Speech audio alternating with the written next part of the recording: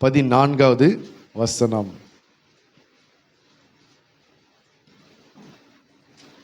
தீத்து 1ஆம் அதிகாரம் 14வது ஆரோக்கியம் உள்ளவர்களா இருக்கும்படி, விசுவாசத்திலே ஆரோக்கியம் உள்ளவர்களா இருக்கும்படி நீ அவர்களை கண்டிப்பாய் கடிந்து கொள். நீ அவர்களை கண்டிப்பாய் கடிந்து கொள் என்று ஆண்டவருடைய வேதம் சொல்கிறது. அல்லேலூயா, அல்லேலூயா.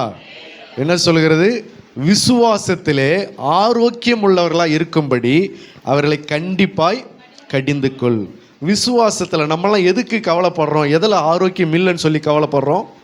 சரீரத்தில் ஆரோக்கியம் இல்லையே அப்படின்னு சொல்லி தான் நம்ம எல்லாம் செய்கிறோம், கவலைப்பட்டு கலங்குகிறோம். சரீரத்தில் ஆரோக்கியம் இல்லையே, சரீரத்தில் பலவீனமாக இருக்கிறது, சரீரத்தில் நோய்பட்டு இருக்கிறது, சரீரம் நல்ல பலனா இல்லை என்று சொல்லி ஒரு சரீரத்தில் ஆரோக்கியம் இல்லை, சுகம் இல்லை, பலன் இல்லை அப்படி என்று சொல்லி சரீர சுகத்துக்காக தான் நம்ம என்ன செய்கிறோம்? ஆரோக்கியத்துக்காக கவலைப்படுகிறோம், அதற்கு முயற்சி எடுத்து ட்ரீட்மெண்ட்டு பண்ணுகிறோம். அல்லேலூயா. ஆனால் வேதம் என்ன சொல்கிறதுனா, விசுவாசத்தில் ஆரோக்கியம் உள்ளவர்களாக இருக்கும்படி அவர்களை கண்டிப்பாய் கடிந்து கொள்ளு.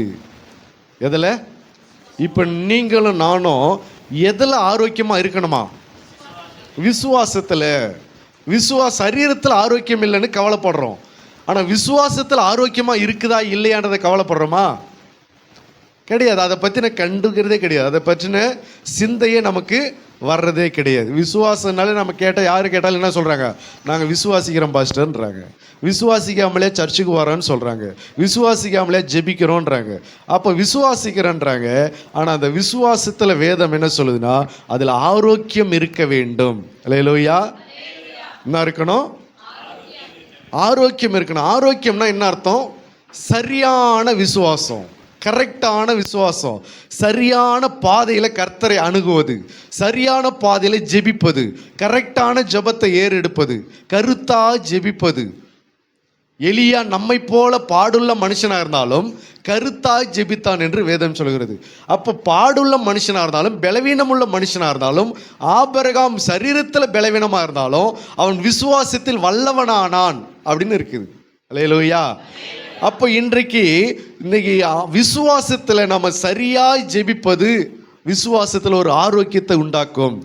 விசுவாசத்தில் கர்த்தரை சரியாய் தேடுவது, சரியாய் ஆண்டவரை ஆராதிப்பது, சரியாய் துதிப்பது, அப்படி கர்த்தருக்குரிய காரியங்களை கரெக்டாக செய்வது தான் என்னது? நாம் ஆண்டவர் மேல் வைத்திருக்கிற அந்த விசுவாசத்தில் என்ன இருக்குதுன்னு அர்த்தம்?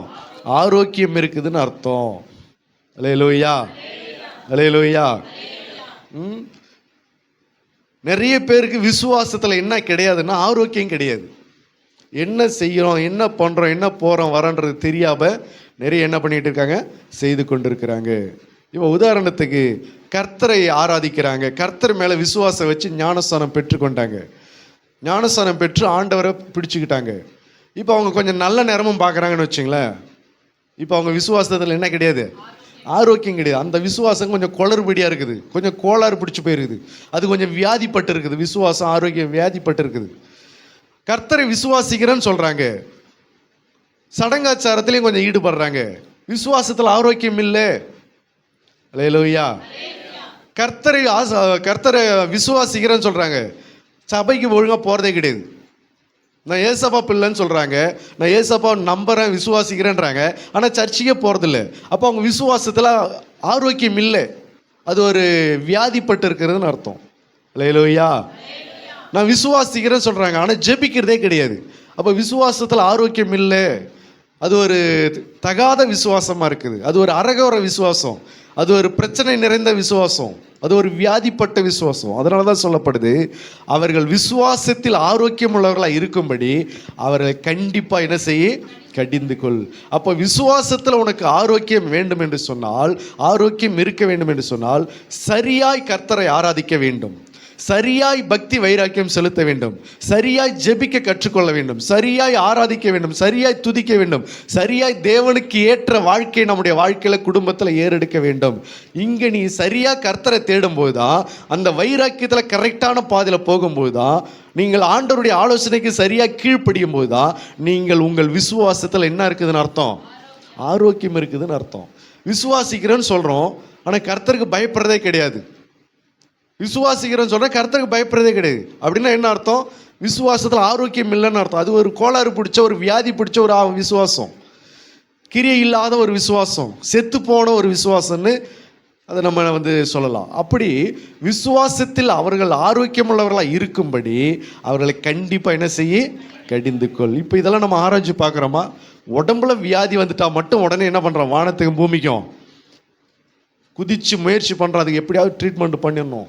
தலை சுற்றுது, கை கால் வலிக்குது, நெஞ்சு வலிக்குது, இடுப்பு வலிக்குது, கண் எரிச்சலாகுது, வாய் கசப்பாக இருக்குது, அதுவாக இருக்குது, இதுவாக இருக்குது அப்படின்னு சொல்லி அதை சரிப்படுத்துவதற்கு என்ன பண்ணுறோம்? உடனே ஆக்ஷன் எடுத்து ஏதாவது ஒரு முயற்சி எடுக்கிறோம். ஆனால் நம்முடைய விசுவாசத்தில் ஆரோக்கியம் இருக்குதா? நான் சரியாக கர்த்தரை தேடுறேன்னா, நான் சரியாக தேவனை தேடுறேன்னா, நான் சரியாக ஜெபிக்கிறேன்னா, நான் சரியாக கர்த்தருக்கு பயப்படுறேன்னா, நான் சரியாக எல்லா காரியத்திலும் கர்த்தருக்கு ஈடுபடுறேன்னா? அல்லேலூயா. ஒரு சகோதரி பேசும்போது அவங்க கிட்ட சொல்கிறேன், அவங்க குடும்பத்தில் ஒரு பிரச்சனை. அப்போ அந்த சகோதரி கிட்ட சொல்கிறேன், என்ன சொல்கிறேன்னா, உன் பிரச்சனை சரியாகணும்னா நீ சரியாக மனம் திரும்பணும் அப்படின்னு. அவங்க சொன்னாங்க, என்கிட்ட அப்புறம் என்னதான் பாஸ்டர் பாவம் இருக்குது, நான் எல்லாம் மனம் திரும்பிட்டேன், நான் சரியாக தான் இருக்கிறேன், இன்னும் நான் என்னதான் மனம் திரும்பணும் அப்படின்னு. திரும்பவும் ஃபோன் பண்ணுறாங்க, திரும்பவும் இன்னும் மனம் திரும்புங்க, இன்னும் ஆண்டவருக்கு ஒப்பு கொடுங்க, இன்னும் பாவத்தை அறிக்கையிடுங்க, இன்னும் கர்த்தருடைய சமூகத்தில் உங்களை அர்ப்பணிங்க, எதையும் மறைக்கக்கூடாது, எதையும் ஆண்டவர்கிட்ட விட்டுடணும் அப்படி சொல்லி ஆலோசனை சொல்கிறேன். அவங்களுக்கு இப்போ சலிச்சு போச்சு. அட என்னடா இது பாஸ்டர் எப்போ பார்த்தாலும் மனம் திரும்பன்றாரு, பாவத்தை அறிக்கையிடுன்னு சொல்கிறாரு, நம்ம என்ன பெருசாக பாவம் பண்ணி வச்சுக்கிறோம் அப்படி சொல்லி அவங்க நினைக்கிறாங்க. இப்போ நம்ம நிறைய நேரங்களில் பாவத்தை மட்டும் செய்யக்கூடாது அப்படின்றதுல கொஞ்சம் கவனமாக இருக்கிறேன்னு வச்சுக்கலாம். யார் மேலே கசப்பு இல்லாமல் இருக்குதா? வைராக்கியம் இல்லாமல் இருக்குதா? கோபம் இல்லாமல் இருக்குதா? விரோதம் பாராட்டாமல் இருக்கிறீங்களா? அவங்கக்கிட்ட இனிமேல் நான் பேசவே மாட்டேன், அவங்க வீட்டுக்கு நான் போகவே மாட்டேன், அவங்க வீட்டில் இனிமேல் சாப்பிடவே மாட்டேன், அவங்க கூட நான் பேச்சை வச்சுக்க மாட்டேன், அவங்கள கண்டால் எனக்கு பிடிக்காது, அவங்கள கண்டாலே எனக்கு ஒரு மாதிரி பார்க்கறது, அவங்கனால எனக்கு ஆகாது, இதெல்லாம் நம்ம கண்டுக்கிறதே கிடையாது. இதை பற்றி நமக்கு அக்கறை கிடையவே கிடையாது. இதெல்லாம் கர்த்தர் அப்போ ஏற்றுக்கொள்கிறாரா? நீ பாவம் செஞ்சால் மட்டும்தான் உன்னை அவருக்கு ரொம்ப எச்சரிக்கிறாரு, அப்போ இந்த விஷயத்தில் அவர் கண்டுக்கிறதே கிடையாதா? அப்போ இதெல்லாம் சொன்ன பிறகு ஆமாம் பாஸ்டர் என்கிட்ட இதெல்லாம் இருக்குதான்றாங்க. அப்புறம் என்ன கேட்டோம், இன்னும் என்ன திரும்பணும், இன்னும் என்ன மனம் திரும்பணும், இன்னும் என்ன மனம் திரும்பணும் அப்படின்னா இன்னும் எம்மாத்திரம் இருக்குது. ஏகப்பட்ட வண்டியாக கொண்டாந்து கொட்டுற அளவுக்கு குப்பை இருக்குது வாழ்க்கையில், குடும்பத்தில். அல்லேலூயா.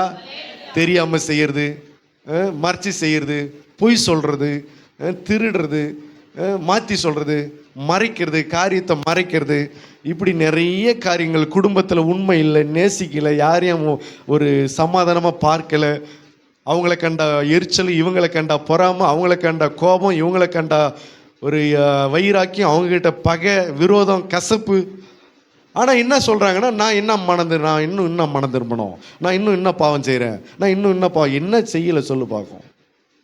அல்லேலூயா. சொந்த புருஷனை நேசிக்க தெரியல, சொந்த மனைவியை நேசிக்க தெரியல, புருஷங்கிட்ட உண்மையாக இருக்க தெரியல, சொந்த குடும்பத்தில் உண்மையாக இருக்க தெரியல, குடும்பத்தில் இருக்கிறவங்கள நேசிக்க தெரியல, கர்த்தருக்கு உண்மையாக வாழ தெரியல, ஆராதிக்கிற விஷயத்தில், ஜெபிக்கிற விஷயத்தில், சபைக்கு போகிற விஷயத்தில், காணிக்க விஷயத்தில், இன்னும் சொந்த பந்தங்கள் விஷயத்தில் எல்லாருமேலே எரிச்சல், கோபம், விரோதம், வைராக்கியம், பகை, கசப்பு எல்லா குப்பையும் உள்ளே வச்சுக்கிட்டு நான் இன்னும் மனம் திரும்பினேன், நான் இன்னும் மனம் திரும்பினேன்னா இன்னும் மனம் திரும்பல. எவுத்துக்கிட்ட தான் நீ மனம் திரும்பி இருக்கிற சொல்லு பார்க்கும். அல்லேலூயா, அல்லேலூயா. இப்படிப்பட்ட காரியங்கள்லாம் உள்ள வச்சுக்கிட்டு இருந்து விசுவாசம் எப்படி இருக்கும்? இப்போ அவருடைய விசுவாசம் எப்படி இருக்கும்?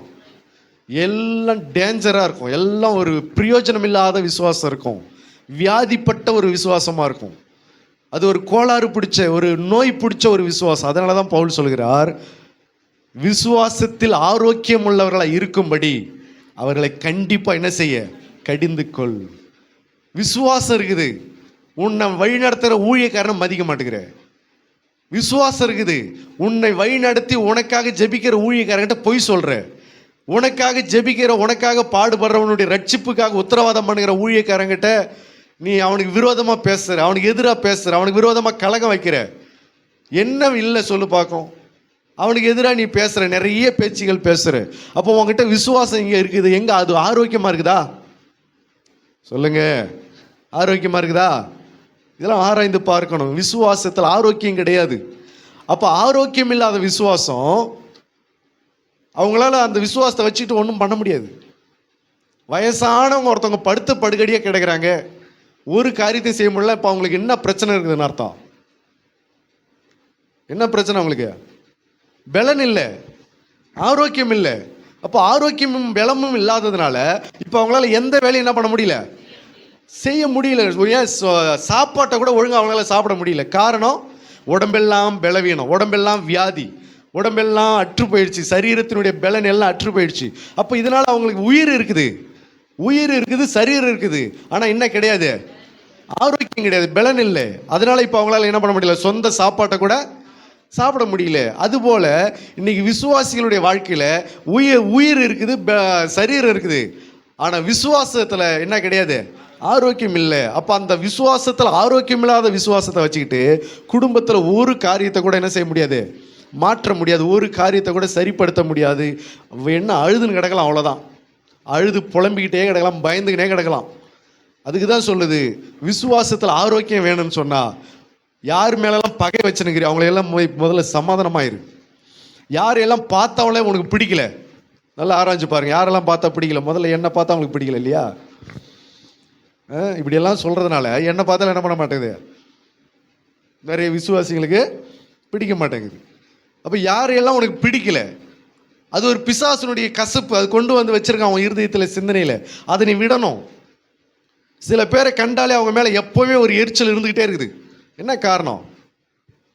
என்ன பண்ணாங்க, என்ன அநியாயம் பண்ணாங்கன்னு தெரியல, ஆனால் அவங்கள பார்த்தாலே ஒரு எரிச்சல் இருக்குது, அவங்கள பார்த்தாலே ஒரு கோபம் இருக்குது, அவங்கள பார்த்தாலே பிடிக்க மாட்டேங்குது, அவங்கள பார்த்தாலே ஒரு கசப்பாக இருக்குது. என்ன காரணம், என்ன ரீசன்? யார் சொல்லி கொடுத்த இதெல்லாம்? பெருசாக நமக்கு ஒரு பெரிய பாதிப்பும் பண்ணலை, என்னன்னு தெரியல, என்ன காரணம் தெரியல, அவங்கள கண்டாலே பிடிக்க மாட்டேங்குது. அப்போ இதெல்லாம் கர்த்தருடைய பார்வைக்கு தகாத காரியம் இல்லையா? உண்டா இல்லையா? அப்போ இதெல்லாம் வச்சுக்கிட்டு இருந்தோம்னா நம்ம விசுவாசம் நமக்கு என்ன பண்ணாது, வேலை செஞ்சு நமக்கு ஆசீர்வாதங்களை கொண்டு வராது. அல்லேலூயா, அல்லேலூயா. அப்போ விசுவாசத்தில் ஆரோக்கியம் வேண்டும் என்று சொன்னால் யார் மேலேயும் உனக்கு என்ன இருக்கக்கூடாது, என்னது, பகை இருக்கக்கூடாது. நல்லா ஆராய்ஞ்சு பாருங்க, யார் மேலே பகை இருக்குதா? விசுவாசத்தில் உனக்கு ஆரோக்கியம் இருக்குன்னு சொன்னா யார் மேலேயும் கசப்பு இருக்கக்கூடாது. நல்லா ஆராய்ஞ்சு பாருங்க, யார் மேலே உங்களுக்கு கசப்பு இல்லாமல் இருக்குது, அதை நல்லா சிந்திச்சு பாருங்க. அல்லேலூயா. ஆண்டவர் சொல்றார், உன் சகோதரனோடு கூட உனக்கு பிரச்சனையாக இருந்தால் உன் காணிக்கை கொண்டு போய் எங்கே வச்சுட்டு, பலிபீடத்தின் மேலே உன் காணிக்கை வச்சுட்டு போடாத, காணிக்கை பெட்டியில் காணிக்கை போடாத, முதல்ல அங்கே வச்சிரு. முன்பு போய் உன் சகோதரன் கூட ஒப்புரவாகிட்டு அப்புறமா வந்து அந்த காணிக்கை என்ன பண்ண, எடுத்து போடு, அதுக்கப்புறம் அந்த காணிக்கை நான் ஏற்றுக்கொள்கிறேன்றாரு. எனக்கு இப்போ ரொம்ப காணிக்கை முக்கியம் இல்லை, முன்பு போய் உன் சகோதரன் கூட ஒப்புரவாகிட்டு அவன் சகோதரன் மேலே உனக்கு என்ன இருக்குது, பகை இருக்குது, வைராக்கியம் இருக்குது, கசப்பு இருக்குது, அதை சரி பண்ணிட்டு அப்புறமா வாழ்றாரு. அல்லேலூயா. சகோதரன் மேலே பகையா கசப்பா? பாட்டும் அதே தான், ஜபமும் அதே தான், ஆராதனையும் அதே தான். முன்பு போய் ஒப்புரவாகிட்டு வந்து பாட்டு பாடுன்றாரு, முன்பு போய் ஒப்புரவாகிட்டு வந்து ஆராதனை பண்ணு, முன்பு ஒப்புரவாகிட்டு வந்து கண்ணை மூடி முக்காடு போட்டு ஜெபம் பண்ணு, முன்பு ஒப்புரவாகிட்டு அப்புறம் எல்லாத்தையும் செய்யன்றாரு. நம்ம அதெல்லாம் கண்டுக்கிறதே கிடையாது. நம்ம ஜெபம் பண்ணுறதில் இப்போ நம்ம மனம் திரும்புன்னு சொன்னாலே என்னதான் வந்து எங்கே வந்துடுறோம், நான் எந்த பாவத்தை செஞ்சேன், என்னத்தை நான் மனம் திரும்புறது, அது மட்டும்தான் பாவமா? அது மட்டும்தான் கர்த்தருக்கு விரோதமான காரியமா? கர்த்தருக்கு விரோதமான காரியங்கள், விரோதம், வைராக்கியம் எங்கே இருக்கிறதோ அங்கே கலகம் இருக்கிறதுன்னு வேதம் சொல்லுகிறது. வைராக்கியம், கசப்பு, அவங்கக்கிட்ட நான் பேச மாட்டேன், இவங்கக்கிட்ட நான் பேச மாட்டேன், அவங்கள நான் மதிக்க மாட்டேன். சில பேருடைய பேச்சை எடுத்தாலே நமக்கு என்ன வருது, கோவமாக வருது. ஏன் காரணம்? சில பேரை கண்டாலே கோவமாக வருது. என்ன காரணம்? சில பேருக்கு என்ன கண்டாலே கோவமாக வருது. சில விசுவாசிகளுக்கு என்ன கண்டாலே என்ன வருது, கோவமாக வருது. சில பேருக்கு என் மனைவி கண்டாலே கோவமாக இருக்குது. அல்லேலூயா. என்ன காரணம்? அப்போ உன் விசுவாசத்தில் எங்கே ஆரோக்கியம் இருக்குது? உன் விசுவாசத்தில் ஆரோக்கியம் இல்லையே. சபையில் இங்கேயே இம்மா பிரச்சனைனா இன்னும் உன் சைடில், உன் சரௌண்டிங்கில், உன் குடும்பத்தில், உன் சொந்த பந்தங்களில், உன் தெருவில், உன் வீதியில், உன் உறவுக்குள்ள, உன் ஐக்கியத்துக்குள்ள இன்னும் எங்கெங்க என்னென்ன பிரச்சனை பண்ணி வச்சுக்கிற, எங்க யார் யார் மேல எவ்வளவு கசப்பு வச்சுன்னு இருக்கிற. அல்லேலூயா. புரியுதுங்களா உங்களுக்கு? புரியுதுங்களா இல்லையா? அப்ப விசுவாசத்துல என்ன வேணும்? ஆரோக்கியம் இருக்கணும்னா உன்னுடைய ஜெப வாழ்க்கை சரியா இருக்கணும். அதை நீ சரியா வச்சுக்கணும். கர்த்தருக்கும் உனக்கு இருக்கிற உறவுகளை நீ சரியா பயன்படுத்தி கொள்ளணும். உன்னுடைய ஆவிக்குரிய ஜீவியத்தை நீ சீர்படுத்தணும். உன்னுடைய குடும்ப உறவுகளை நீ சரிப்படுத்தி வச்சுக்கணும். உன்னுடைய பண விஷயத்துல நீ கரெக்டா இருக்கணும். உன் பொருளாதார விஷயத்துல கரெக்டா இருக்கணும். கேட்டுக்கிட்டே இருக்கணும், ஆண்டவர்கிட்ட கேட்டுக்கிட்டே இருக்கணும். இன்னும் நான் எதை ஆண்டவரை சரிப்படுத்தணும், இன்னும் எதை ஆண்டவரை சரிப்படுத்தணும் என்று சொல்லி ஒவ்வொரு நாளும் உன்னை என்ன செய்யணும்? பேதுரு வலைகளை அலசினது போல நீங்கள் என்ன செய்யணும்? அவன் கரை மேலே உட்காந்து வலைகளை அலசணும். நீங்கள் வீட்டுக்குள்ளே உட்காந்து உங்கள் இருதயத்தை அலசி, உங்கள் சிந்தனைகளை அலசி, உங்கள் காரியங்கள், உங்கள் வாழ்க்கை, உங்கள் குடும்பத்தை எல்லாத்தையும் அலசி ஆராய்ஞ்சு பார்க்கணும். நிறைய பேருக்கு தாங்க வீட்டுக்காரனே பிடிக்க மாட்டேங்குது தெரியுமா? எத்தனை பேருக்கு பிடிக்கல? சொந்த வீட்டுக்காரனை நிறைய பேருக்கு பிடிக்கவே இல்லை.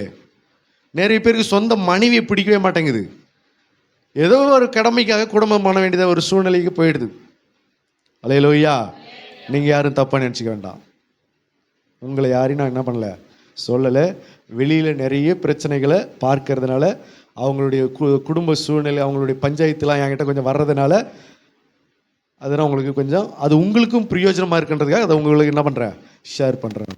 மற்றபடி நீங்கள் கோச்சிக்காதீங்க. பாஸ்டர் நம்மளை தான் சொல்கிறாருன்னு தப்பாக எடுத்துக்கூடாது. அல்லேலூயா. நான் ரெண்டு பக்கமும் பயப்பட வேண்டியதாக இருக்குது. புரியுதுங்களா? இப்படி சொன்னால் இப்படி போயிடுமோ, அப்படி சொன்னால் அப்படி போயிடுமோன்னு ரெண்டு பக்கமும் பயப்பட வேண்டியது. நான் ஒரு ஆளுக்கு பிரசங்கம் சொல்லுவேன், இன்னொரு ஆள் என் மேலே கோச்சின்னு போயிடும். நான் ஒரு ஆளை கடிந்து கொள்ளுவேன், அவங்க இன்னொருத்தவங்க என் மேலே கோவப்பட்டுக்குவாங்க.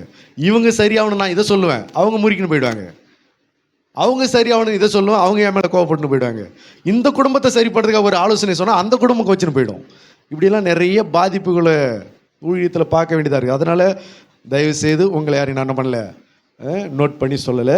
நீங்கள் இதெல்லாம் உங்களுக்கு பிரயோஜனமாக நீங்கள் எடுத்துக்கொள்ளணும். புரியுதுங்களா உங்களுக்கு? ஆகினால உங்கள் விசுவாசத்தில் ஆரோக்கியம் இருக்குன்னு சொன்னால் முதல்ல உங்கள் குடும்ப உறவுகளுக்குள்ளே நீங்கள் என்ன பண்ணிடணும், சரிப்படுத்தி கொள்ள வேண்டும். அல்லேலூயா, அல்லேலூயா. புரியுதுங்களா? புருஷனை மட்டமாக நினைக்கிறது, மாமியார்கிட்ட ஒரு மாமியாரை நேசிக்கிற குணம்.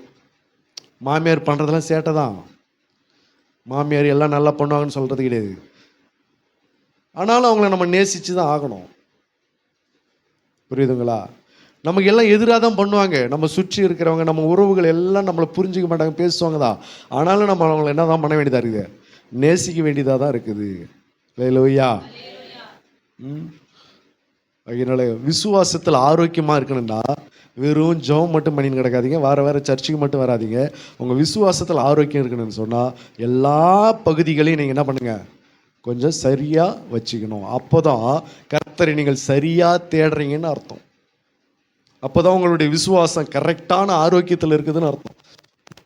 இல்லைன்னு சொன்னால் விசுவாசம் பூரா வியாதி பிடிச்சி, விசுவாசத்தில் கேன்சர் வந்து ஒரு மனுஷனுக்குள்ள எப்படி, ஒரு மனுஷனுக்குள்ள கேன்சரு, வயிற்று வலி, வயிற்று வலி, தலைவலி, ஹார்ட் அட்டாக்கு, சுகரு, பிபி, அப்புறம் என்ன இருக்கு, இன்னும் நிறைய வியாதிலாம் இருக்குது பாருங்க.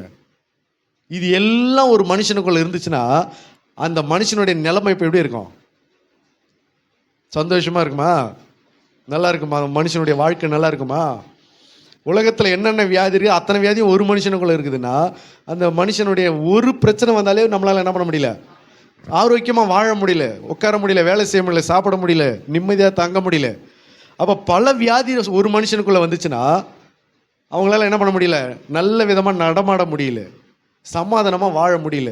அதுபோல் விசுவாசத்தில் இத்தனை பிரச்சனை இருக்குதுன்னா எப்படி, நம்ம விசுவாசிக்கிறோன்னு சொல்கிறோம்ல, அந்த விசுவாசத்தில் இவ்வளோ பிரச்சனை இருக்குதுன்னு சொன்னால், இன்னும் சொல்ல போனால் அர்த்தம் சில பேர் நல்லா ஜெபிக்கிறாங்க, மற்றவங்களை அற்பமாக எண்ணுறது, மற்றவங்களை அற்பமாக எண்ணுறது, மற்றவங்களை அவலட்சணமாக நினைக்கிறது, மற்றவங்களை உதாசீனப்படுத்துறது, இன்னொரு குடும்பம் எப்போ அழியுன்னு எதிர்பார்க்கறது, அவங்க குடும்பம் எப்போ கவிழ்ந்து போகும் அப்படின்னு எதிர்பார்க்கறது.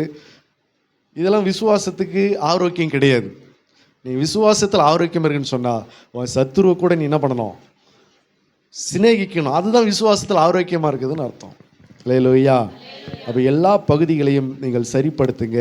உங்கள் விசுவாசம் ஆரோக்கியம் உள்ளவர்களாக இருப்பதற்கு நீங்கள் பாடுபடுங்க. நம்ம சரீரத்தில் ஆரோக்கியத்துக்காக எவ்வளோ மாத்திரை சாப்பிட்றோம். நீங்களாம் மாத்திரை குடிக்கிறீங்க இல்லையா? நிறைய பேர் மாத்திரை சாப்பிட்றாங்க, நீங்களாம் மாத்திரை குடிக்கிறீங்க. இந்த வியாதி சரீரத்தில் வந்துருச்சுன்னா அந்த வியாதியை சரிப்படுத்துறதுக்கு எவ்வளோ மாத்திரை சாப்பிட்றோம், எவ்வளோ மருந்து குடிக்கிறோம், எவ்வளோ ட்ரீட்மெண்ட் எடுக்கிறோம், எவ்வளோ ஊசி இன்ஜெக்ஷன் போட்டுக்கிறோம், எவ்வளோ ஸ்கேன் எடுத்து பார்க்குறோம், என்னென்ன ஆராய்ச்சி பண்ணணுமோ, குடும்பத்துக்கு தேவையான வருமானத்தை எல்லாத்தையும் கொண்டு போய் தனக்கு உண்டானதை எல்லாம் விட்டு வைத்தியர்களுக்கு செலவழிக்கிற பெரும்பாடுள்ள ஸ்திரியை போல செலவழிக்கிறோம் இல்லையா? இதுக்கு நம்ம இவ்வளோ பிரயாசப்படுறோம். ஒன்று மட்டும் தெரிஞ்சுங்க, விசுவாசத்தை மட்டும் நீங்கள் ஆரோக்கியமாக வச்சிங்க, உங்கள் வாழ்க்கை சூப்பராக இருக்கும். நம்ம கவலைப்படுறது பூரா சரீர ஆரோக்கியத்துக்காக தான் கவலைப்படுறோம். அதனால சரீரத்திலையும் நிம்மதி இல்லை, குடும்பத்திலையும் சமாதானமாக இல்லை, குடும்பமும் நல்லா இல்லை, வாழ்க்கையும் நல்லா இல்லை. ஆனால் உங்கள் விசுவாசத்தை மட்டும் நீங்கள் கரெக்டாக ஆரோக்கியமாக வச்சிங்க, உங்கள் வாழ்க்கை உங்களை சுற்றி எல்லாம் உங்களை சூழ்ந்திருக்கிற எல்லா காரியமும் எப்படி இருக்கும்? எல்லாம் சமாதானத்தோடு இருக்க காண்பீர்கள். அல்லேலூயா. உங்களுடைய இருதயம் கர்த்தருடைய பார்வைக்கு செம்மையா இருக்குமானால், சுத்த இருதயம் உள்ளவர்களாக இஸ்ரவேலருக்கு ஆண்டவர் எப்படி இருக்காரு?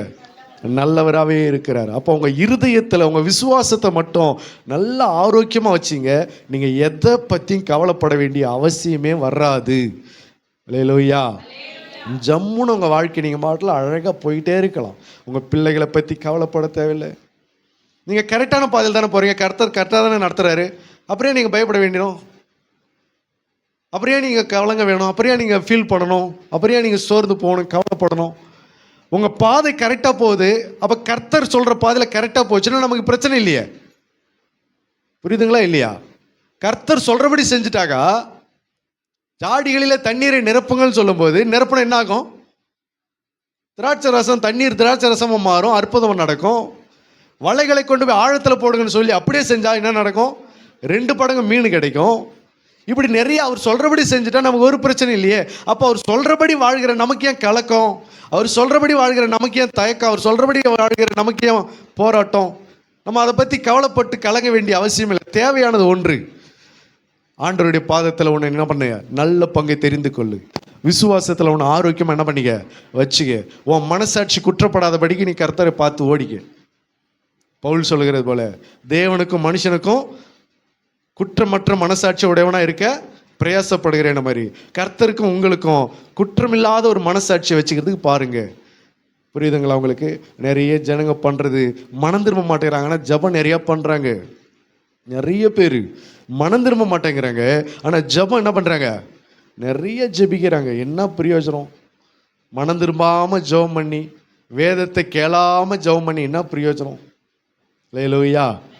ஆகியனால உங்கள் விசுவாசம் என்னவா இருக்கணும்?